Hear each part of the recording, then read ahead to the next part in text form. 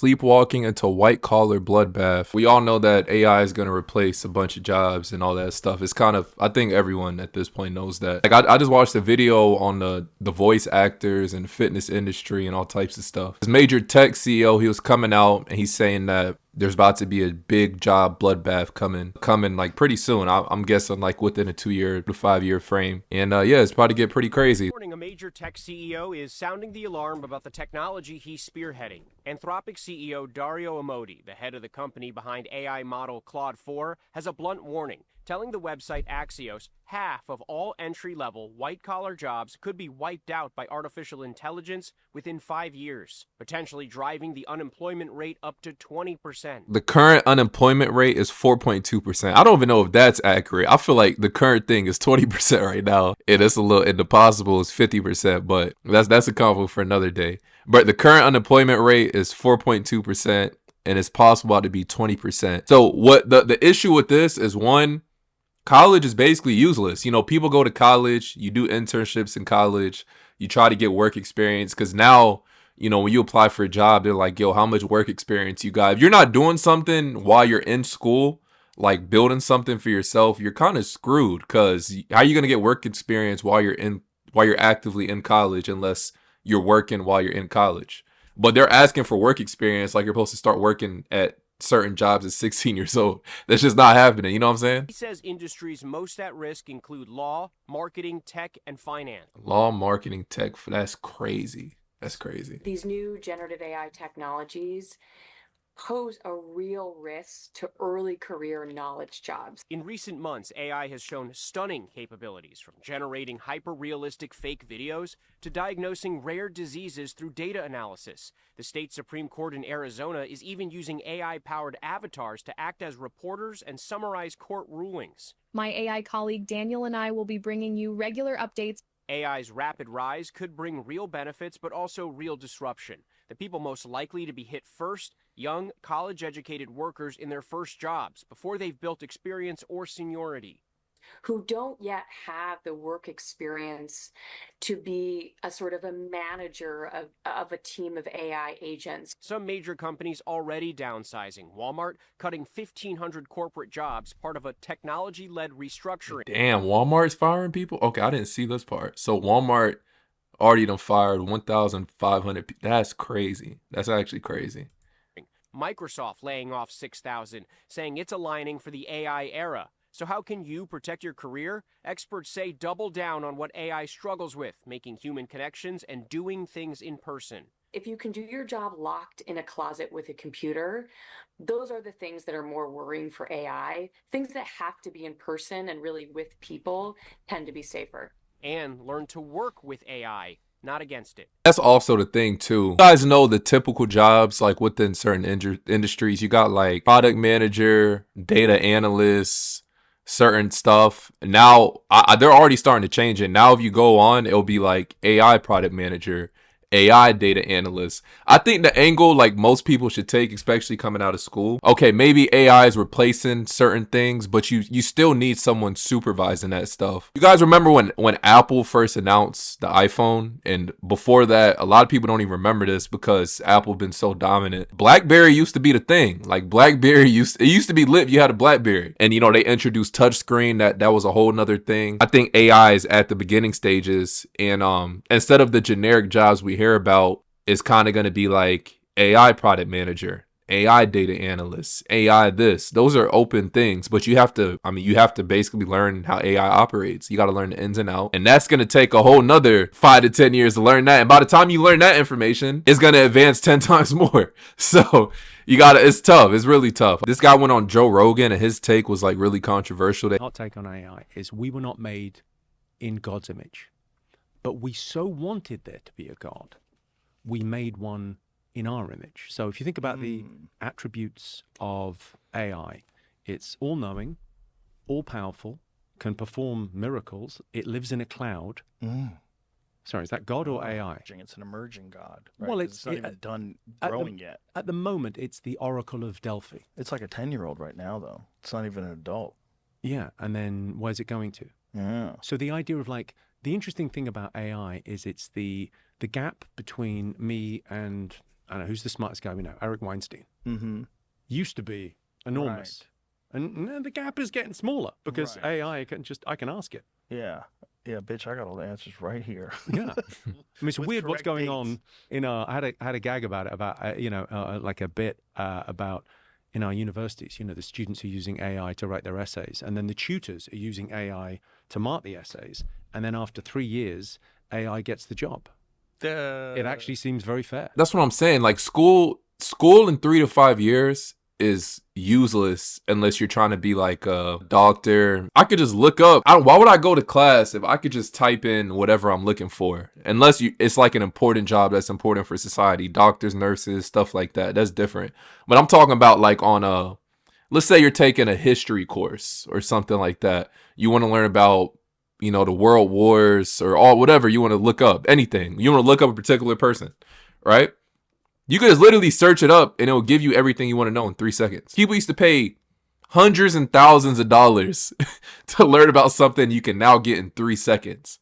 That don't tell you enough. It's crazy. What you're saying is very funny. It's like, it is accurate, though. It does seem to resemble a god. Well, I wonder. Do you know who Marshall McLuhan is? Of course, the Canadian. One of the great lines of all time. Human beings are the sex organs of the machine world. Yeah. Oh, I get like tingles. Yeah, that one gives, and I think that I gave a shortened version of it. I think it's even longer, but it's fascinating because it's so never more true than today. Never more true. Like if we are really giving birth to AI. I wonder what will change. I wonder, I'm very optimistic, right? So 120 years ago, 95% of the population worked in agriculture, and they worked 16 hours a day, and it was a very, very tough life. Mm-hmm. And then we moved to the cities, and we worked in factories, and the unions, they don't get the credit they deserve. They gave us the weekend. Oh, yeah. And now we think human beings work 5 days and we have 2 days off. That's the world, right? But it's different. It's changing now. It's like it's going to change again, and we'll look back and go, we're incredibly privileged that we're born right now. In 100 billion people so far, 110 billion. There's 9 billion at the moment, 8 billion, 9 billion. If we can get through this, if we can get off planet, maybe there are trillions of people in the future. Trillions. Right. Maybe humanity spreads out across the galaxies and the universe for the next 13 billion years. This little phase that we're in, we're having a little bit of difficulty here with a couple of possible problems. And if we can get through it, like the scientific meme, the idea that we've created these machines, but really through science. Mm-hmm. Like the technology that we have is brilliant. There's this guy, right? So this dude's a voice actor. That industry's done, in my opinion. And like, I give it, you got like a year left. I ain't gonna lie. Because why am I paying someone hundreds of millions of dollars if I could just literally, you can get AI to replicate any voice that ever existed. So there's just not room. They just have to perfect it so it sounds like a human, but it's kind of useless. You're gonna get someone to say something on the mic. You're gonna edit the dude's voice, and then hopefully it turns out good. You're going to edit the person's voice anyways. If you could just perfect the sound that AI is generating, it's just smarter money-wise. I'm Gary. I'm a voice actor, I'm a gamer, and I'm a PhD in AI voice stuff. Today I wanted to talk about the thing that every voice actor is absolutely terrified of. That is actually understanding why AI is predicted to completely obliterate the voiceover industry. And in order to understand this, we actually have to understand something that is seemingly unrelated to AI, the social side of the voiceover industry. As I'm sure many of you know, there's been a massive controversy with the video game voiceover strike and the Genshin Impact strike. My voiceover mentor, Joe Zizia, who I greatly respect, recently released a video on this topic. So the video got a bit of a mixed reception, and if you asked me, the release of the video was really poorly timed. A lot of people thought the video was biased in favor of the union, and while I don't necessarily agree, I completely understand why they think that. Mostly because while he covered a lot of information about the voiceover union, what it means to go FICOR, and what a Taft-Hartley is, he chooses not to talk about any social aspects of the industry. In fact, he even admits it in his own video. And that brings me to the real tricky part, the social side of things. Understand that I'm not getting to this here because this is not measurable. It is a feeling. So when we start asking questions like, why doesn't everyone just go FICOR? Or are people being blacklisted for working on non-union games during the strike? These really deal with non-measurable social feelings.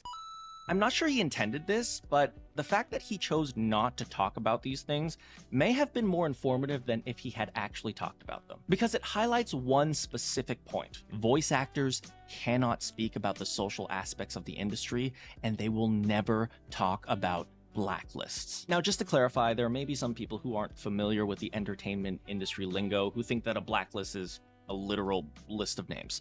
It's not really. As Joe said, the blacklist is mostly just a feeling. If you are on the blacklist, it just means that people will refuse to work with you for any possible reason outside of the merit of your own product. Voice actor Jun Yoon, who is a prominent voice acting veteran, went out of his way to ridicule Jacob by publicly stating that he's blacklisting Jacob from his casting. Honestly, actually seeing Jun do this was really upsetting to me. Do you think they're gonna make it to where you have to license your voice? Y'all remember during the Kendrick and Drake beef? Drake had that one song. It was called like Tailor Made Freestyle or some shit like that. He used Snoop Dogg and Tupac's voice. And then they had filed the lawsuit and all that stuff. And a lot of people were mad because, you know, he was bringing someone who was deceased, rest in peace to Tupac, using his voice. And I'm not gonna, I thought the record was pretty good. I'm not gonna sit here and lie to y'all. I think there'll be a point in history where they have to license your voice. People aren't allowed to use your voice in specific projects unless you sign off on it or you get paid for it. I think that's the thing that's gonna happen soon, but who knows?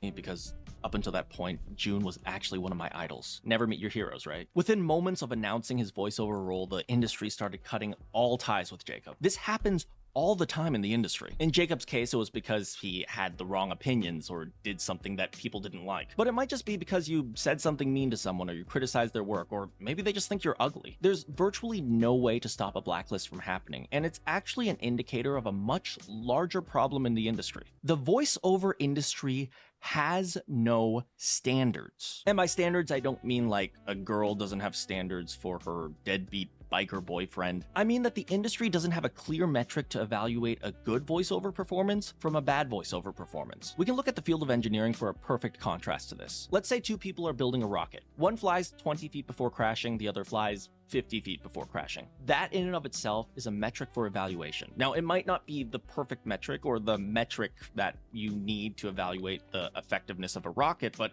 at the very least, the metric exists. More importantly, it's possible that the guy who built the better rocket is a complete jerk. Now, you can say you don't want to work with the guy because he's a jerk and he's terrible to work with, but you cannot deny that he built the better rocket. All this is just thrown out in the voiceover industry. Their metrics are like which performance is more emotional, which one is more nuanced, which performance is more real or grounded. These things aren't really metrics because they're all opinionated. Voice directors or voice actors or casting directors, they'll always claim that they can just hear a performance and know that's the best performance and that's the right one for the job. Put a pin in that claim, we'll come back to that later. But the truth is, one casting director might like one performance, one casting director might like another performance, and you cannot argue which one is better. It happens all the time. And this lack of standards, this conveniently flexible interpretation of what is good and what is bad is exactly why blacklisting happens. Any casting director could just argue that they weren't the right fit for the job, and there is no way to argue against it. And unfortunately, the most important social aspect of the industry